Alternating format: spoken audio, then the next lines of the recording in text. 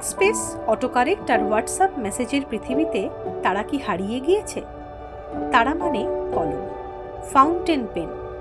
কখনো তাদের জিভ শুকিয়ে যায়, কখনো পেটে কিছু থাকে না, কখনো চাপে পড়ে ভেঙে যায় মাথা, তখন দরকার পড়ে নতুন মাথার।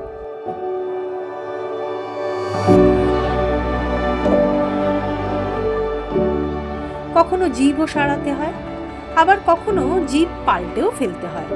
চিকিৎসার জন্য নিয়ে আসতে হয় হাসপাতালে। ধর্মতলার মোড়ে রয়েছে এদের হাসপাতাল, পেন হাসপাতাল।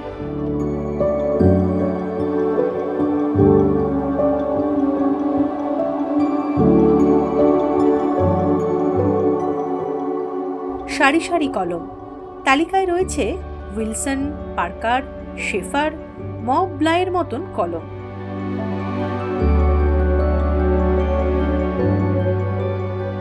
কালি কলমের অসুখ সরানোর দোকান এটা। বয়স প্রায় ৭৭। মোহাম্মদ শামসুদ্দিন তৈরি করেছিলেন এই পেন হাসপাতাল। ৩ প্রজন্মের হাত ধরে এখনো চলছে পেন সারাইয়ের এই দোকান। বর্তমানে মোহাম্মদ ইমতিয়াজ ও তার ভাইপো সামলাচ্ছেন ৭৭ বছরের পুরনো এই দোকান। ধর্মতলার বুকে আরও এক পেন হাসপাতাল একসময় থাকলেও তা প্রায় ২.৫ দশক বন্ধ। ব্যাকস্পেস, অটোকারেক্ট আর হোয়াটসঅ্যাপ মেসেজের পৃথিবীতে কালি কলমের চাহিদা কি আছে? আদৌ কেউ আসেন দোকানে?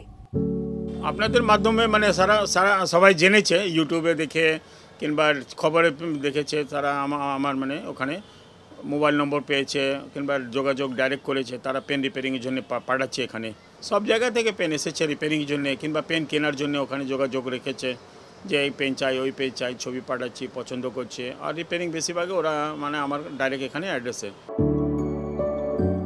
হাসপাতাল আছে আর রোগী নেই, এমন ভাবনাটাই ভুল। তাই মফস্বল, অন্য জেলা তো বটে, সুস্থ হতে ভিন রাজ্যের মানুষ থুড়ি পেনও আসে এখানে।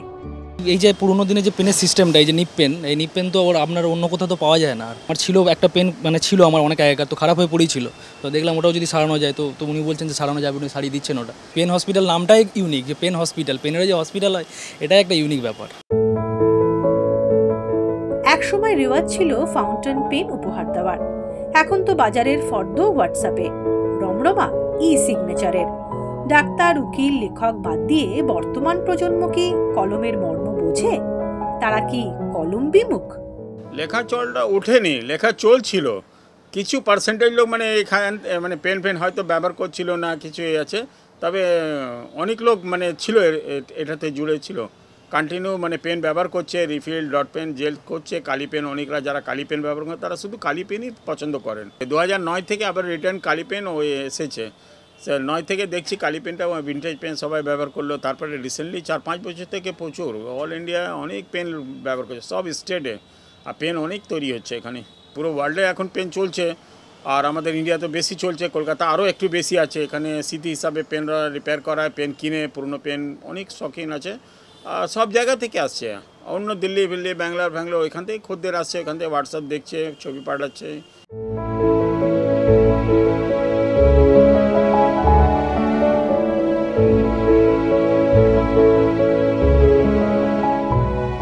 স্কুলের খাতায় পেন্সিল ছেড়ে প্রথমবার কলমে লেখার রোমাঞ্চ আজও নস্টালজিক করে তোলে বাঙালিকে।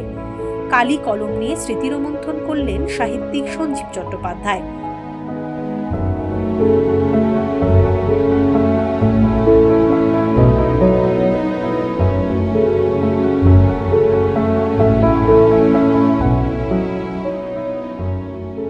বিভিন্ন দেশের কলম ও কালির সংগ্রহ সত্যি তাক লাগানোর মতন।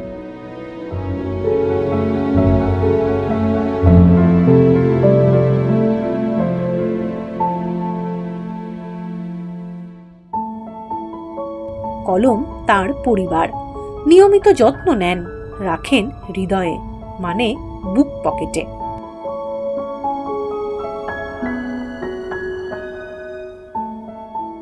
পেন তো পকেটে একটা ডট পেন থাকলেই হয়ে যায়, তাই না?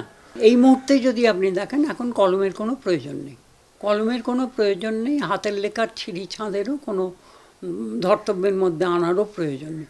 কিন্তু আমি যে সময়ের মানুষ, সেই সময় হাতের লেখা একটা ভয়ঙ্কর প্রয়োজনীয় জিনিস ছিল, কারণ আমরা প্রিন্টিংয়ে যে প্রবেশ করার আগে একটা বিরাট যুগ গেছে, সেটাকে বলে পুঁথির যুগ।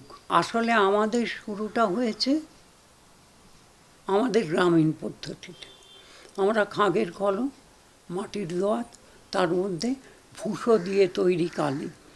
কলম তৈরি বা কলম চর্চা পৃথিবীতে বন্ধ হয়ে যায়নি, কিন্তু কলম সেই দেশেই বেশি হয় চর্চা যেখানে লেখালেখি আর মেধার চর্চা আছে, যেখানকার মানুষ লেখাপড়া করে, শুধু যুদ্ধ করে না।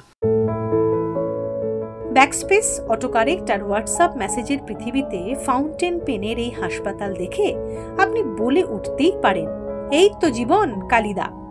আচ্ছা, এই কালিদা যদি হয় পেনের কালি, তাহলে কেমন হয়? জানতে একবার ঢু মেরে যেতে পারেন ধর্মতলার পেন হাসপাতালে।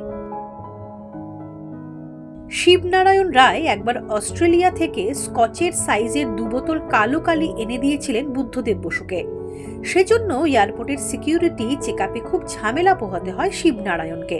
নিরাপত্তা রক্ষীদের বারবার বোঝাতে হয়েছিল বোতলবন্দি তরল সুরা নয়, কলমের কালি।